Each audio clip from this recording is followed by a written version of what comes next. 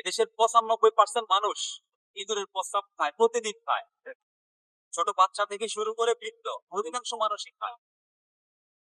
এখন এই প্রস্রাবটা কিভাবে খায়? মুদি দোকানে চালের বস্তা, ডালের বস্তা, চিনির বস্তা, আটার বস্তা সব খোলা থাকে, বস্তার মধ্যে থাকে। এখন রাতের বেলা যখন দোকানটা বন্ধ করে দোকানটা চলে যায়, তখন কি সেই বস্তাগুলো ঢাকনা দিয়ে রাখে? না, রাখে না।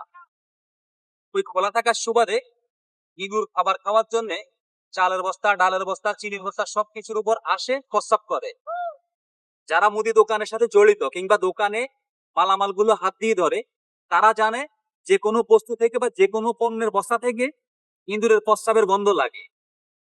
এখন যদি কোনো প্যাকেট থেকে ইঁদুরের প্রস্রাবের গন্ধ লাগে, তাহলে যে চিনি, আটা, ময়দা বা অন্যান্য যে খাবার সামগ্রী রয়েছে সেগুলোতেও এই ইঁদুরের প্রস্রাবটা থাকতে পারে।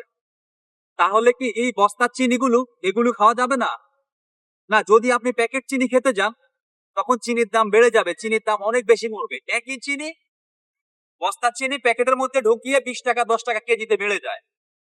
বস্তার চিনি খেতে হবে এবং সেটা কম দামে খাবেন, কিন্তু যে দোকানে খোলা বস্তা সেখান থেকে কেনা যাবে না।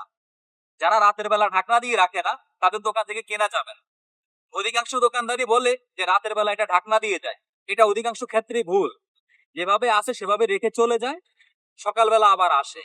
হয়তো দুই একজন বস্তাটা ঢাকনা দেয় বা ঢাকে, কিন্তু সেটা খুবই কম, দিলেও নামমাত্র। এখন যারা বস্তা না রেখে প্লাস্টিকের বড় বড় ড্রাম আছে, সেই ড্রামগুলোর মধ্যে চিনি, আটা, চাল এগুলো রাখে, ওই সকল দোকান থেকে কিনে খাওয়া উচিত। চিনির মধ্যে ইঁদুরের প্রস্রাব থাকলে সেটা ধুয়ে ফেললে সেটা চলে যাবে না, চিনিটা পানির সাথে মিশে যাবে। চাল, ডাল এগুলোর সাথে যদি ইঁদুরের প্রস্রাব মিশে, সেটা ধোয়ার ফলে সেটা চলে যায়। চালের মধ্যে প্রস্রাব থাকলে সেই প্রস্রাবটা আমরা খাই না, কিন্তু চিনিটা ধোয়াও যায় না, আমরা সরাসরি দিয়ে দেই, শরবতে দেই, পিঠা নাস্তা যেভাবেই দেই, তখন আমরা ইঁদুরের প্রস্রাবটা খাই। এখন আপনারাই চিন্তা করুন, এই ইঁদুরের প্রস্রাব খাবে নাকি যে সকল দোকানদার ভাইরা ঢাকনা দিয়ে রাখে ওই সকল দোকান থেকে পণ্য কিনে ইঁদুরের প্রস্রাব মুক্ত পণ্য খাবেন?